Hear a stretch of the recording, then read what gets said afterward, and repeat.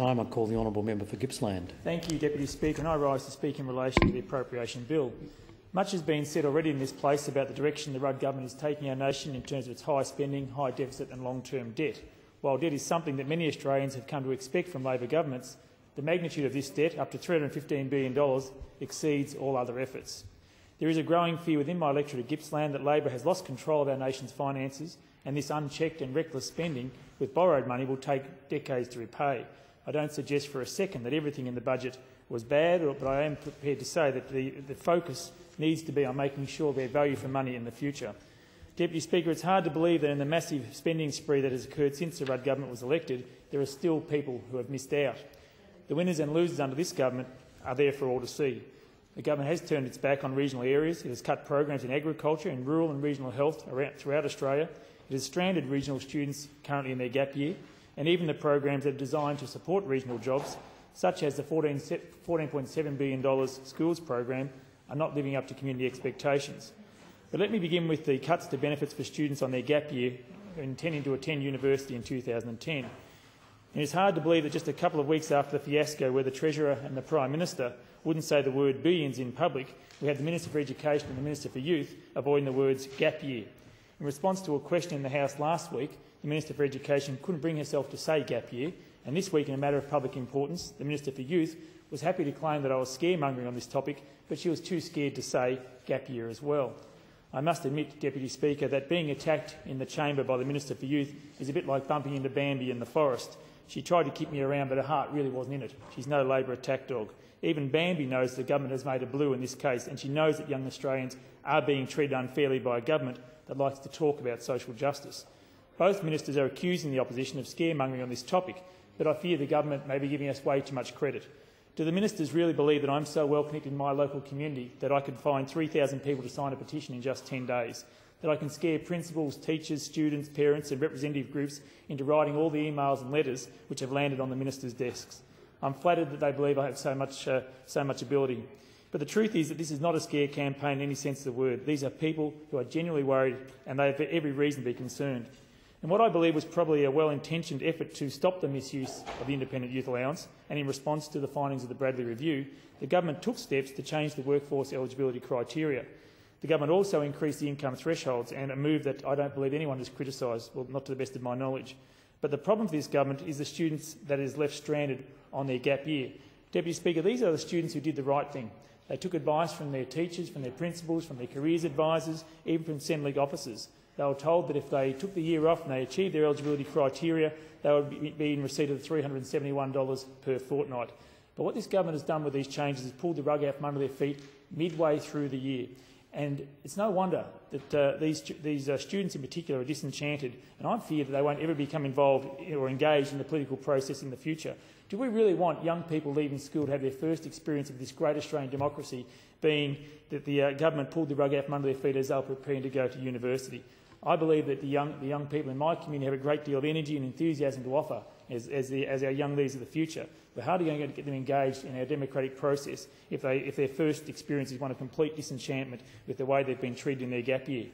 The Minister talks about new thresholds and scholarships, but she won't admit that students on their gap year right now who would have qualified for the full independent allowance will be financially penalised as of next year. This is not a scare campaign. I must say to the Minister, before she jumps on that white horse and charges down the hill to slay the opposition on this issue, it would be prudent for her to stop and take a look over her shoulder. When she yells out charge, she might find the cavalry is running the other way. I've been stopped in the corridors of this place on 3 separate occasions this week by Labor backbenchers, and they've urged me to keep up the fight. I understand that finally some of the backbenchers found their voice in the party room meeting this week, and there's a split, or should I say there's a gap, running down the middle of the Labor caucus on this issue. Those who live in regional areas or care about issues of social justice are on our side, and the others are with the Minister.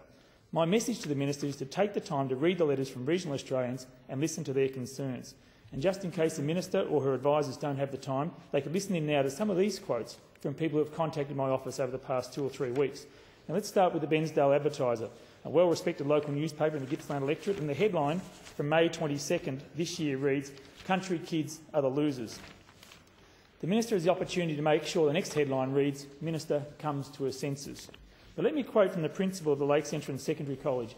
Mr Craig Sutherland. I know Craig very well. He happens to be the principal of the school that my daughter Morgan attends, and Craig does a wonderful job in aspiring to increase the ambition of the young people from the Lakes Entrance area. And he is bitterly disappointed that the students that he has coached along those last 2 or 3 years and aimed towards this gap year process have now had the rules changed midway through the year.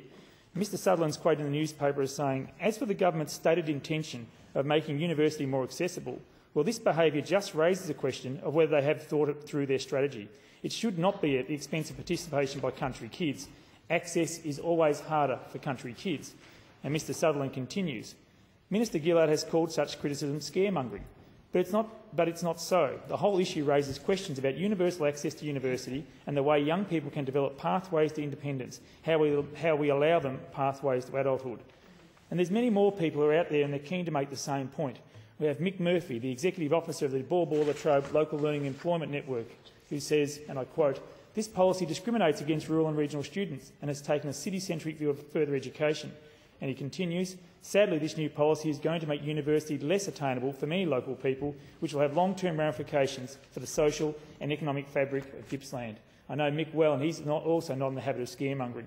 And Phil Whiteman from Churchill, who wrote to me, "These kids who have done the right thing and planned their future want to study to better themselves and are now left in limbo. I don't agree with this change at all, but why does it have to be introduced without warning for this new wave of students? Surely students should be given sufficient warning that this policy is changing and then be able to plan their income and studies. This change should exempt country kids at best, or at least not be introduced until the next financial year." And Peter Jennings, who I understand has also written directly to the Minister. "These changes further disadvantage students from rural areas who must leave home in order to undertake their university studies, unlike their urban counterparts who can live at home. From personal experience, I can inform you that accommodating a student in Melbourne costs in the order of $18,000 per year. In addition, with a 2-year absence from studies, there is a greater risk that young people may remain in the workforce and not seek higher education. An undesirable outcome, I'm sure you would agree. I urge you to abolish these changes and give country kids a fair go." And finally, from Sophie Jennings, a student from Gippsland who is now studying in Melbourne after completing a gap year. And Sophie says, "Coming from Sale, staying at home whilst studying simply was not an option for me. I was so pleased and lucky to gain access to Queen's College that I took a gap year in 2007 at the end of Year 12 in order to earn enough to gain youth allowance so I could pay for my college fees. Many of us also have brothers, sisters and friends who undertook gap years at the start of this year, understanding that their hard work will be worth it when they became independent and gained access to the financial services required to move to the city and study at university. Of course, these young adults are now not assured of that. There are many, many more. In fact, I believe that I have sent 30 letters alone to the Minister on this topic. The Minister has the title of social inclusion among her portfolios, and surely she can understand that young people and their families in regional areas are feeling excluded. They are disenfranchised and they're angry about this decision and the impact it will have on them as they complete their gap year. They had plans which they made in good faith and in consultation with respected members of their school community. The Minister needs to take action and guarantee that no student currently on their gap year will be worse off as a result of these changes. And I accept that these are difficult economic times, but our students shouldn't be paying the price for Labor's reckless spending and record debt. Deputy Speaker, in the time that I have left, I would like to turn my attention to another education issue of great significance. I refer to the government's Building the Education Revolution program and some serious concerns that are being relayed to me by schools from across Gippsland. If you listen to the Minister again, it's all rosy, but on the ground it's a very different story. There's a growing sense of frustration as schools realise they're not going to be able to build the project they want to complete, and in many cases local builders are being restricted from tendering for local projects. And many smaller schools will be receiving portable buildings instead of engaging local builders in construction projects. Now, I'm not going to debate the merits of the Building the Education Revolution program. That debate was had and won by the government. My concern now is making sure the people of Gippsland get value for money out of the $14.7 billion that's been allocated. And I've written to the Minister to raise my concerns about the lack of local jobs flowing from this program, but the Minister has chosen to plough on regardless. Many Gippsland schools can look forward to a truck turning up with a relocatable building on the back. It's the portable education revolution. This whole program was meant to be an economic stimulus to create local jobs, and there's not many local jobs in bolting a few portables together at some of my smaller schools. I have grave concerns about the veracity of this program and making sure that taxpayers will receive value for money in the future. The Victorian State Government has an appalling track record of cost overruns and a failure to deliver regional infrastructure either on time or on budget. As I've told the Minister, it would make more sense to give this money to the local school councils themselves and get them to administer the local contracts to help ensure that employment is generated within the local community. The schools in my region are very good at leveraging off any funding assistance. There will be opportunities to employ local traders and deliver projects that are actually required within these schools, rather than the situation which is unfolding at the moment. Schools are being pressured into accepting state government templates for projects that may or may not meet their needs. I've spoken to at least 10 principals in my electorate, and they are angry and frustrated with the way the program is being conducted. In their desperation to shovel the money out the door, the government has set unrealistic timeframes and is pressuring schools to accept whatever is on offer. I've been told by the schools which are entitled to receive up to $250,000 under the government's guidelines, all they'll receive is one portable building. That's hardly a revolution. Other schools which are entitled to much larger sums of money, up to $2 million, are being pressured to accept template designs which don't meet their individual needs. The school principals and the school councils know they could build better and cheaper using local contractors, but they are being ordered to take what they are offered and don't dare waste time complaining. Deputy Speaker, it's galling to listen to the Minister in this place spinning her lines about jobs in every community when the reality on the ground deserves much greater examination. And I'll give the Minister the benefit of the doubt that maybe she's not aware, given there are so many projects underway across Australia, maybe she's not aware of exactly what is happening on the ground in Victoria. There must be greater commitment to achieving value for money for the Australian taxpayers who will be paying off this government's debt for decades to come. For the benefit of the House and the Minister, let me outline a scenario which was presented to me by a local builder in Bensdale. I won't name the firm because I fear that there are people who are vindictive enough within the system to compromise the builder's chances in the future. But the scenario goes like this. The firm is a significant employer in Bensdale and has completed work for the Education Department in the past. It was offered the opportunity to tender for 3 projects in Gippsland, and there's nothing wrong with that, you might say, and members opposite probably agree. But the 3 projects were located in Foster, San Remo and Wonthaggi. Those towns are all 2 to 3 hours away. Meanwhile, there's a multi-million-dollar contract available in Bensdale that the firm has been excluded from tendering from as part of the Stage 1 process. Now, what genius in Melbourne in the Education Department came up with this plan, and why won't the Minister intervene to ensure that local traders have the opportunity to tender for all local projects? It defies logic and is completely contradictory to the Minister's comments that local jobs would be supported in every region of Australia. Once you get an out-of-town firm coming into a small regional centre to complete these jobs, there is a complete distortion of the local market. You'll end up with workers being taken from existing local firms, it will destabilise the local workforce, and the profits, of course, will head straight out of town.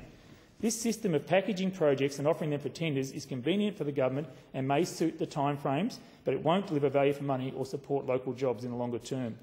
Keep in mind this is only round 1 of the program, which involves 20% of the total funding pool. When the next round comes online with tenders for 40% of the work, local builders fear they will miss out completely. I also fear the next round will be dominated by major city companies and the locals won't even get the chance to tender because the packages will be priced out of the range that they are qualified to undertake. It is a very real concern for small country builders.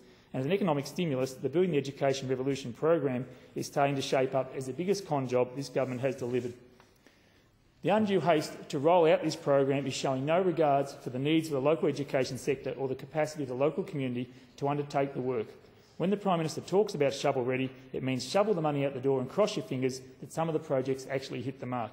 And as I said, I'm not complaining about the nature of the program in the sense that the government has made a commitment to spend that money. It is up to the government now to ensure the money is spent wisely and fulfils its ambition of being an economic stimulus in creating jobs right throughout Australia. There should be a more strategic approach to this program, and local communities should have more control over when the money is spent, what it's spent on, and which local firm is hired to get the job done. By putting locals first and supporting local small businesses, which are the backbone of the Gippsland economy, the government would achieve a lot more than it's achieving at the moment. Now, Deputy Speaker, in the limited time that I have left, I would like to refer to a topic that I've raised previously with the Minister for Health on behalf of the health service providers throughout my electorate, and that is the concerns over the rural retention grants. And as feared in the lead-up to the budget, the Minister has realigned these zones, and there are many concerns within the health sector in Gippsland. In Sale, for example, the health sector has now been included in the same zone as Pakenham and classed as inter-regional in terms of any retention grants or government assistance. It is a bizarre decision that will make it harder to attract health professionals in the future into regional communities. It's an issue that I'll be pursuing further on behalf of the health professionals in my region, because the changes appear to fly in the face of every effort that's been made in recent years to encourage health professionals to practice in regional areas. In Gippsland, there has been some outstanding work done over the years with the Rural Medical School and the Monash University courses designed to give medical students a taste of life in a rural and regional setting, and I fear that these changes are completely contradictory to those moves. Deputy Speaker, as I said at the outset, Gippslanders are concerned with the way this government is managing our nation's finances. I share their concerns, as this government's spending priorities are increasing the gap between city and country residents, and I don't believe we're receiving value for money or the borrowed money that has been run up in this budget. Thank you.